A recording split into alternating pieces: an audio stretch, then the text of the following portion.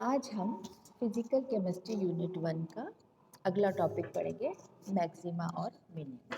Maxima और minima में हम क्या देखते हैं कि यदि कोई फलन f x x is equal to a पर उच्चिष्ट होता है तो एफ एक्स का मान अधिकतम होगा। इसके लिए जो आवश्यक शर्त है D Y upon D X x is equal to A is equal to zero, और पर्याप्त शर्त जो है D square upon Y D X x is equal to A is less than zero.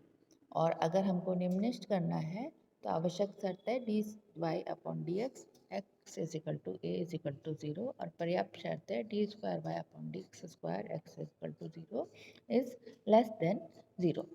इस प्रकार दूसरे शब्दों में किसी वक्र का उच्चतम बिंदु को लेकर आवश्यक शर्त यह है कि उस वक्र के फलन का प्रथम अवकलन D Y upon D X धनात्मक से ऋणात्मक की ओर अग्रसर होता है, अर्थात शून्य होता है, तथा द्वितीय अवकलन D square Y upon D x square का मान ऋणात्मक होना चाहिए। न्यूनतम बिंदु के लिए प्रथम अवकलन ऋणात्मक धनात्मक, द्वितीय अवकलन का मान धनात्मक होना चाहिए। यहाँ पर हम देखते हैं f x is equal to a उच्चिष्ट और x is equal to b निम्निष्ट। ये हमने यहाँ पर देखा। किसी फलन के उच्चिष्ट और निम्निष्ट को ज्ञात करने के नियम। क्या नियम है? पद एक फलन के y is equal to F X के रूप में लिखकर अवकलन करते हैं। D Y upon D X is equal to zero रखकर समीकरण हल करते हैं। द्वितीय अवकलन D square Y upon D square ज्ञात करते हैं। पद D Y upon D X is equal to zero से प्राप्त x के मान भिन्न भिन्न मान रखकर ए बी में रखकर ज्ञात करते हैं।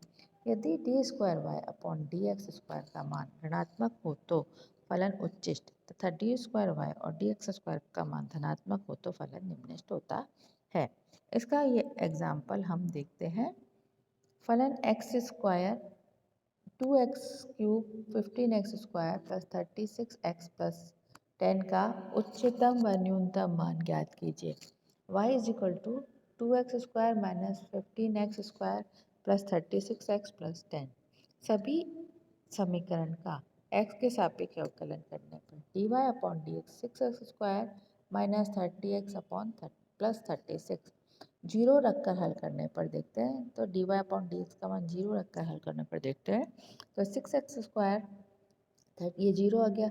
इसको जब हम सॉल्व करते हैं तो x square minus 5x plus 6, इसको 5x को हमने 3x और 2x कर दिया, तो हमको ये दो वैल्यूज़ प्राप्त होती है x माइनस 3 और minus 2 x minus three is equal to zero. X minus 3 x minus 2 is equal to zero. X minus 2 is equal to zero तो x is equal to 2। X minus 3 is equal to zero तो x is equal to 3। सभी समीकरण का मान d square Y upon D x square ज्ञात करने पर D square Y upon D x square is equal to 12x minus 30।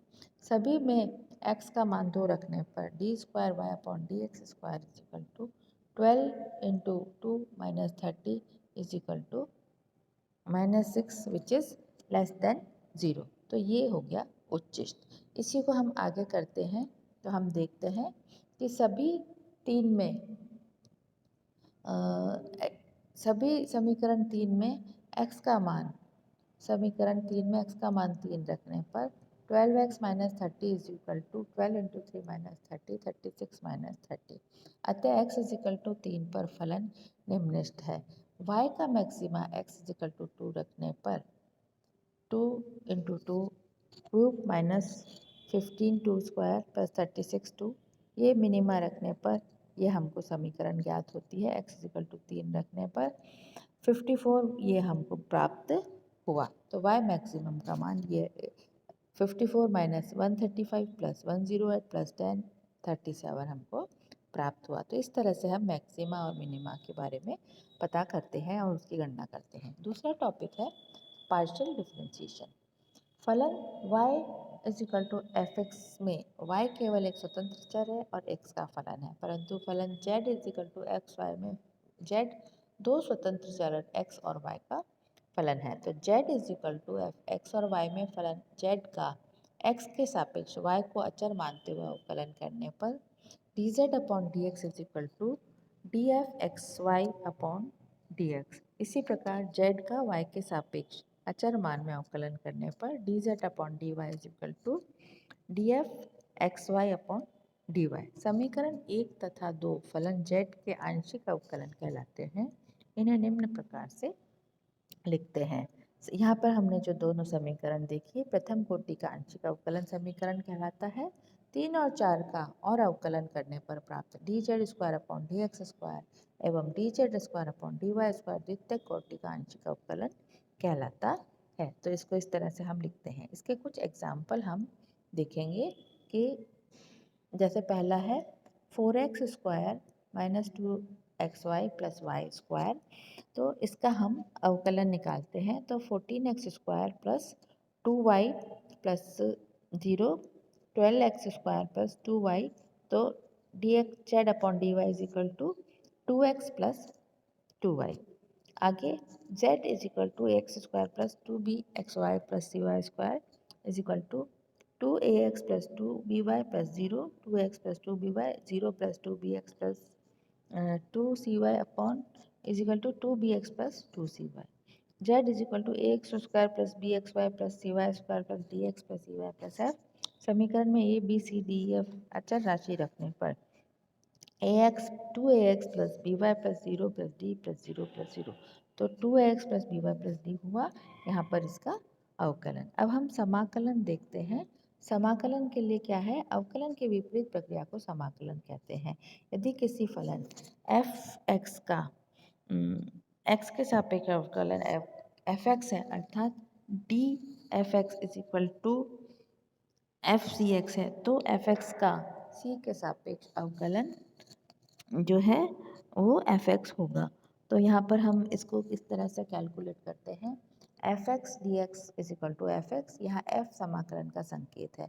f(x) dx के समाकलन को f(x + c) लिखते हैं। c समाकलन स्थिरांक है। इसको f(x) व f(x + c) दोनों का अवकलन गुणांक f(c)x होगा, क्योंकि c का अवकलन गुणांक 0 होता है। समाकलन के प्रकार एक अनिश्चित समाकलन है और एक निश्चित समाकलन है। अनिश्चित समाकलन में df(x + c) dx = f(x), f(x) dx = f(x + c)। समाकलन f(x) dx अनिश्चित समाकलन कहलाता है।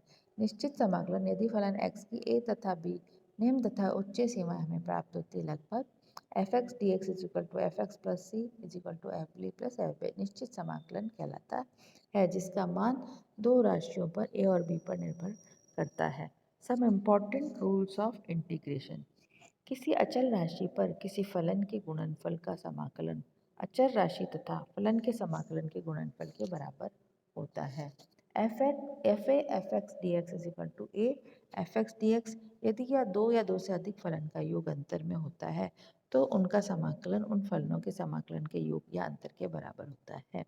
f(x + gx + gx f(x + gx dx = f(x) dx + gx dx दो फलनों के गुणनफल का समाकलन खंडशः समाकलन द्वारा किया जाता है। दो फलनों के गुणनफलों का समाकलन प्रथम फलन और द्वितीय फलन का समाकलन होता माइनस प्रथम फलन का अवकलन इंटू द्वितीय फलन का समाकलन प्लस c। एग्जाम्पल u और v के फलन के लिए u v dx = u v dx minus du upon dx v dx dx plus c। समाकलन के कुछ इंपॉर्टेंट फॉर्मूले दिए हुए हैं। ये यहाँ पर xn की पावर है तो समाकलन xn dx x की power n + 1 n + c + c। ex है तो ex dx = ex + c 1/x dx + log ex + c। ex = ax + dx = ax log ae। sin x = sin x dx = minus cos x + c। cos x = cos x dx = sin x + c। sec square x sec square x dx = tan x + c। sec x tan x sec x tan x dx sec x plus c। dx upon 1 minus x square dx upon 1 minus x square is equal to sin minus 1x minus dx integration 1 minus x square is equal to dx 1 minus x square cos 1 cos minus 1x dx upon 1 plus x square is equal to dx upon 1 plus x square is equal to tangent x। इसके कुछ examples हैं। x की power 6 का इसका समाकलन करना है हमको। x की power 6 dx is equal to x 6 + 1 upon 6 + 1 plus c। x की power 7 upon 7 plus c। 9x² है तो 9x² dx is equal to 9x³ 3+1/3+1 तो 9x⁴/4 साइन एक्स का अपन को समाकलन करना है तो sine X D X is equal to minus cos X plus C E X D X E X का करना है तो समाकलन E X D X plus C. तो इस प्रकार से हम समाकलन ज्ञात करेंगे। तो आज के चैप्टर में हमने 3 बातें पढ़ी। एक हमने देखा उच्छिष्ट और निम्निष्ट, दूसरा हमने देखा आंशिक अवकलन और तीसरा हमने देखा समाकलन। तो आज का टॉपिक हम यहीं ख़त्म करते हैं। नेक्स्ट क्लास में हम नेक्स्ट टॉपिक पढ़ेंगे।